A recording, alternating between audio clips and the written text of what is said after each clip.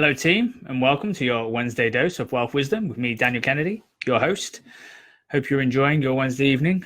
After a fairly easy day for myself, I'm going to come online and speak about, can you earn passive income in property? Give me a second while I share it to a few groups.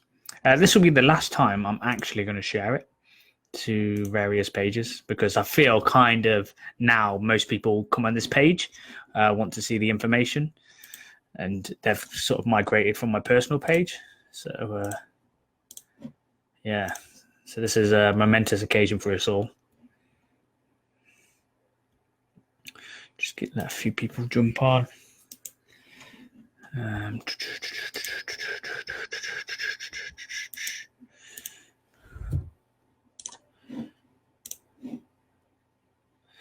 Just trying to be as consistent as I can, sending it to the same places.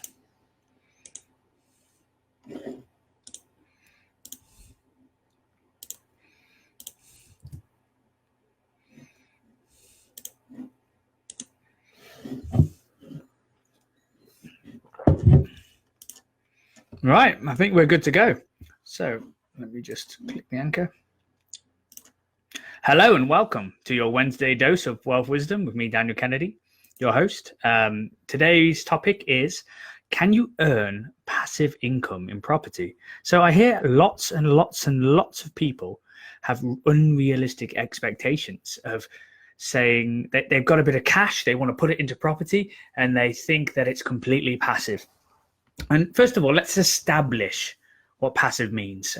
Passive means to me, when I explain it, is that you do absolutely nothing. The income is generated, you put the initial principal in, and then you get passive income from it. So what things are genuinely passive? I would say lending money out, although that's still kind of not passive because you want to be checking up on the person, but it's as passive as if you can, as you can get, really. JVing with someone who you completely, totally and utterly trust. The first time you start up that relationship, it shouldn't be passive. You should be holding that person to task and making sure that they are doing everything that they possibly can to ensure a fruitful and profitable outcome of the deal. So that could be potentially passive, like 2 or 3 times after you've worked with that person, you trust them. But in reality, there isn't any such thing as passive income, because even if you're lending money to somebody, you still need to check up on that person and do due diligence. Even if you're allowing that person to put money into property, you want to check up and make sure that his numbers or her numbers are realistic, because your money is at risk. It would be very, very, very foolish of you to hand some money over and then not follow up on the person. And if the person is worth their salt, they'll probably be giving you updates anyway and telling you at what stage they are, what issues they are, and so on and so forth. But one thing that I want to establish is there is no such thing as passive income when involved in property, because even if you set up a business and you systemize it, the laws and regulations still fall upon you. So what do I mean by that? How can I put that in terms that most people will understand? For instance, HMOs, you can hand it off to a letting agency, right? So you could hand it over to somebody who is fully, completely trustworthy, competent, done it for years, never had any issues. But still, you need to check up on that person, because if you have an ounce of intelligence, you will still be aware that the gas safety cert needs to be done. Like tenants need to see the EPC before they go and view the property. That needs to be documented, or else you can't get rid of them now. Stuff like this. And you should never, ever trust somebody 100%, because we're all human at the end of the day. And people make mistakes, whether they mean to or not. And it's not a case of a witch hunt that you want to blame someone. You just want to have processes and set up the culture of that your work will be checked. So you have to do it right. There's no way that you can cut corners. You want to set up that culture. Excuse me. This is becoming a regular thing now. I drink Vinto every single podcast because I get a really dry voice when I speak. And so that is why property isn't passive, you're going to see it over and over and over again. I'm going to stop posting on the posts because I'm sick to death of repeating myself. I sound like a broken record. Anyone who tells you that property is passive will either, one, sell a course because it's in their interest to make you think that it's easy and that it can be systemized and that anybody can do it. Or two, they're not involved in property and they're starting themselves and they've still got unrealistic expectations of what being involved with property is. It's never, ever passive. Agreed, a builder intended to remove the chimney stack without building regs and would have done so if I didn't ask the question. Oh, my goodness. Well, that's a bloody good job you did ask the question, because that means you can't get lending without building regs. And to get building regs in retrospect, you have to go to the council because you can't do it privately. And the council are so much more disciplined than the private building regs. So well done for spotting that, Sue. And thanks for joining us. So anyway, back to passive. They're either going to sell you a course or they've got unrealistic expectations of what it's like to be involved in the property business. And personally, I would never hand off something, so a part of the portfolio when you systemize, without first doing it yourself. So when somebody says to you, for example, HMOs, I can manage this for 5%. If you haven't managed HMOs, you will think, brilliant, that's fantastic, that's a really good price. But if you have managed it yourself, the immediate thought would be, is how is this person going to make money? I know you need to spend a damn sight more time than 5% of the overall rent, because that might only be, for instance, 200 quid or 400 quid. Say if you're earning £4,000 a month gross, 5% is £200 of that. HMOs require more time than, say, if you're on £100 a day, than 2 days a month. Absolutely they do. That's just the cleaners going in and cleaning, but you need to do check-ins, check-outs, and all sorts. So never ever systemize something before you do it yourself. So then you have a true appreciation of how difficult or how easy the task and how long the task will be. And only then, my advice would be, is to hand it off with the view of taking it back and setting up your own agency so you still have overall control, because you have overall responsibility regardless of who you give it to when you're the company owner or whether you're the licensed owner of the HMO and single let property. In the days of not being aware of your responsibilities and pleading forgiveness are over. The council are really cash strapped, and you need to realize that they're out to make money. And HMOs is a place where they can really, really dig around, find people who are in breach of the regulations and potentially fine you. And there's no court, there's no jury. If you're found to be breaking the rules, you just get fined. And it's happening left, right, and center from what I understand, from what I hear in the Facebook groups. And so I want to dispel the myth. Property isn't passive. It never will be, nor should it. You should always have an active interest in your investments, be that you lend somebody money for them to go and do their thing, make a profit and pay you back. You still want to make sure that everything's online. Whether you're putting money into a deal and then systemize it, you've still got obligations, and you want to make sure that whoever you've appointed to be your representative, be that somebody you've employed for managing them yourself or somebody you maybe you've employed a business, you want to make sure that they're doing the right thing, because one mistake can mean you can't serve a Section 21, which could have huge ramifications. It's potentially if you want to sell your deal, or you're coming to an end of a mortgage perhaps, and you need to sell it because you can't renew because maybe you've reached the lending threshold, or maybe you've reached the age threshold, whatever it will be. Just imagine if you can't get vacant possession, how much more difficult that will be for you to sell that property. Thanks for joining us, Pav and Galdip and Sue and Luke. Always good to have you with us. And what I want to try and also dispel is to manage your expectations about when somebody says you can do it tomorrow, you can do it in a month's time, you can be financially free in a year. To really get really wealthy in property, to start controlling property and gaining really substantial amounts of wealth, it takes a lot of time if you haven't got the initial cash pot. Once it is a bit like a snowball. It rolls and gets bigger and easier, and the momentum drives you on. You can do bigger deals, you can raise more finance, you can be comfortable with more levels of debt. You can be comfortable managing more tenants, be comfortable managing more units, and like it all bleeds into itself. But it's never ever passive, and nor will it. You need to dispel that. You need, like, once you're in property, especially HMOs, it's HMOs for life, really, because the HMOs are only valuable when they're managed well. So a good strategy, for example, is buying tired HMOs that are run down, haven't been managed very well, tenants defaulting on the rent, landlords are not communicating with the tenants, so the environment and the culture between them is really toxic and negative. If you can turn those around, you'll add just £100,000 in value just by getting the tenants to pay on time, doing minor repairs, tarting up the property, swapping out the toxic people with more positive people, and then suddenly it becomes a well-functioning HMO. People are paying their rent, they're paying a premium. It's adding to the area rather than taking away, rather than being a blight. And you can get those refinanced and make easy equity because they're valued on the amount of income that they produce. So very often not the bricks and mortar. And what we're finding now, especially, is that the multiples where we were getting 10, we're now getting 11 because they see that we have a track record.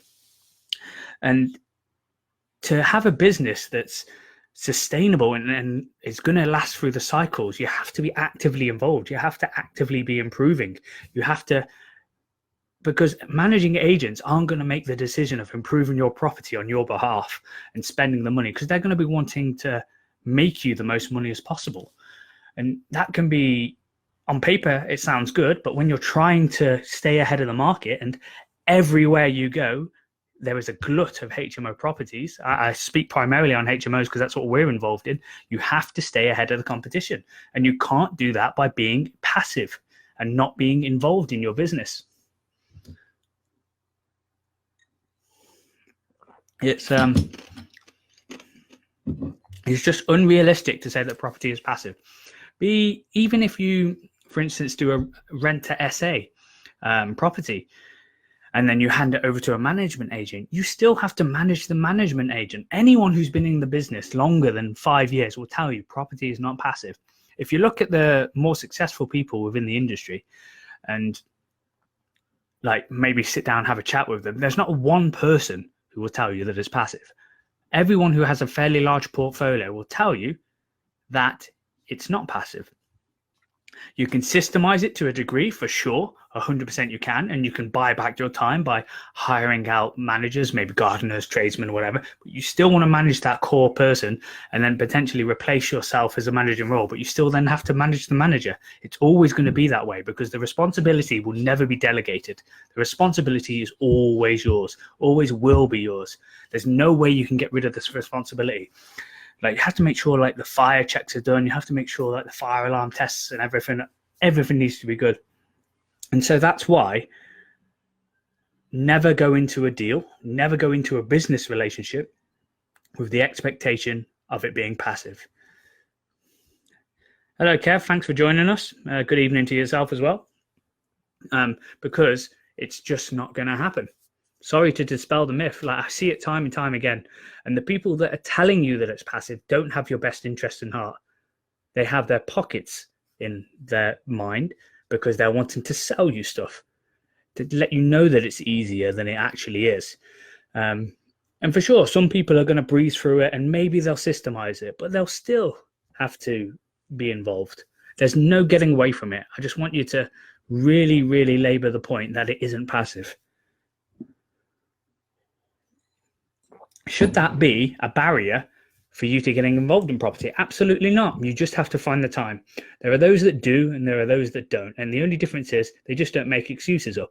I don't care if you're in a full-time job. I don't care if you don't have the time. You'll make time if it's a priority for it. There's always time that you can allocate to investing in yourself and becoming good at property and like developing the skill of whatever industry you're going to get involved in, be that service accommodation, HMOs, buy-to-lets, flips. And you'll see like the bell curve is huge. It's really, really difficult in the first couple of years when you haven't got any credibility and you're really having to invest your time because that's all you've got. And maybe you're having to pay for education, so you're already starting on the back foot. But just stick with it. Be honest, be open, get involved in your business. Never, ever, ever step away from it. You need to be actively involved, putting yourself out there, making connections, business relationships. And what will happen is the legit people will find the other legit people. And the people who are full of dog-made toffee will find the other people who are full of dog-made toffee. And you'll see that property is a long game. You're not going to get rich tomorrow. You're not going to get rich next month. But you might get rich in 4 or 5 years if you keep at it. You're realistic, and you don't try and do the big deals initially. Start small, because the snowball will keep rolling and momentum will build. And you're going to make mistakes regardless. We all do. Anyone who tells you they haven't made a mistake is a complete liar, because the very nature of being involved in property is learning from your mistakes. And hopefully at the end of the journey, there's like an end product that you get to market that will be sort of like the culmination of all these mistakes. And then eventually you'll build sort of a sustainable and really streamlined business. And every good business is constantly adjusting and learning from their mistakes. I'd be really interested to see what you think about if you think property is passive. And feel free to disagree, because I think you're full of crap if you do think it's passive. It's actually kind of dangerous to tell newbies that it is passive, because potentially they could be liable for various legal responsibilities if they are not checking on the management agents, etc. And a lot of people seem to be quite ignorant of the management expectations of a landlord, regardless of if they've outsourced it. But yeah, feel free to disagree or agree, which hopefully most of you will. What are your thoughts on title splitting? Let's say one up, one down house, flipped as 2 studios in a bustling town. Any advice at all? Not really much to do with passive income, but I'll answer the question. What you've got to make sure with studios is that the end user can get lending on it. If you're going to keep it for all time, it's going to be quite difficult to do a title split and refinance on an individual basis if they're under the threshold, because they have to have a certain square footage. I'm not 100% sure what that is, but speak to a mortgage broker. But you always have to think of the end user. Don't think about the initial profit, because if you can't exit onto a long-term commercial product and you're stuck on bridging, or your cash is stuck, that means you're going to need somebody else to have cash to take it off you. And there aren't that many people who'd be willing to dump cash into a property that only has 2 studios, because I'm sure the cash flow would be really, really good. But always have the end user in mind in terms of the finance. Sorry, just checked in, mate. It's fine. I don't mind answering questions. Just make sure you've got your end user and speak to a broker, whether you're selling it or whether you're, going to sell it off plan. Make sure you have an exit, and more than one exit if you can. It's 30 square meters. Well, if both of them are 30 square meters, then you should be able to remortgage them fairly easily. Title splitting, if you keep the freehold, is actually a really good way of increasing income. But one thing you've got to be wary of, you can't hold the leasehold and the freehold. So you have to maybe have a company and issue the leaseholds to the company. You can't yourself have a freehold and a leasehold. That's the barriers that I've come up with myself. So that's why I don't do that. I'm just going to buy blocks and keep the freehold and not do a title split. But if the title split is purely so you can refinance on 2 different mortgages to pull your money out, I wouldn't say it's a bad idea, but make sure that you have that end user in mind. So Leo says, it is never passive. I initially thought I could manage it as a passive income on top of my full-time job, but no, even as a beginner, I am finding it my second full-time job. Definitely need time to run it properly. 100%. I'm glad you agree. Most people, including myself, when they initially get in, they think, I'm going to buy all this property and then I'm going to live on a beach where there's nobody there. I can just relax. Nobody will give me any hassle. It'll run itself and I'll just see the money rolling into the bank account and I'll just get richer and richer and richer and richer. And most people have unrealistic expectations because that's what we get told. We're going to take advice from people who are actually in the industry, aren't we? Unfortunately for myself, early on, I got put right by Florence Wong, the trainer, and she's very, very, very experienced, and she won't even entertain the idea that property is passive because it's not. As I say, everyone who's involved will tell you the same. Everyone who's done a couple of deals will tell you the same. If you let people run it for you, it will go into the ground and it will be ran badly. I can assure you, I promise you. It's tiring like hell. I've aged so much. Well, you'll reap the benefits for sure later on. Just to give you an example, I don't have any sympathy for you because you've chosen to get involved in property and you want to better your life. And unfortunately, when you're in a full-time job, you have to use the hours where you're not working, and that is evening and weekends. But once you are able to get in full-time in property, like look at my timeline.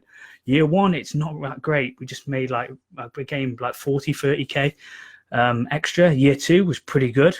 We went from 40 to 250. Year three, I think it was like 250 to 500 or something like that. But it snowballs. Trust me, it does if you keep at it. I know it's tough and I know it gets really hard, but keep at it. Think of your why because you'll need it. Make sure you don't do it on your own either. I would never recommend that because it can get really lonely. It can get really hard. And when you haven't got anyone to bounce any ideas from, you can feel like you're just running in a hamster wheel and getting nowhere. Excuse me. So that's why I always, even if you don't go for this company, I can't praise them enough. I think they're absolutely brilliant. I'm going to make sure that everyone who I care about deeply will get involved with these because I know they're a good bunch. They've got good hearts, and that's really important. And the reason why they do it is good. And it's not just to give back. It's because they see the value in having a network of everyone sourcing deals and selling to each other and flipping. They make more money that way than they do from their education company, and that's fantastic. But just keep your why in the back of your mind. Remember that you're not going to see the benefits for a good couple of years, but those benefits will outweigh any, like the time is going to pass anyway, so 5-6 years. So why not at the end of it, put in the work now when you've got the energy, you've got the time, and you maybe haven't got as many responsibilities as you will have in the future. And then when you do eventually hit, say, maybe 40 or 45, whatever, depending on whatever you start, because it takes about 5-6 years. It is with my model anyway, before it gets really, really interesting, and before you see any real benefit. Why not be the rich at the end of it? Because it is just a choice. And the choices are to become part of what you can be, enough to get by, or to become all of what you can be. And like my advice obviously is to choose the all, like make all the friends you can, make all the money you can, have all the experiences you can, like take the route off. It's the two easies. It's easy to get ahead. It's easy to have financial freedom. It's like the more you do, the more you get.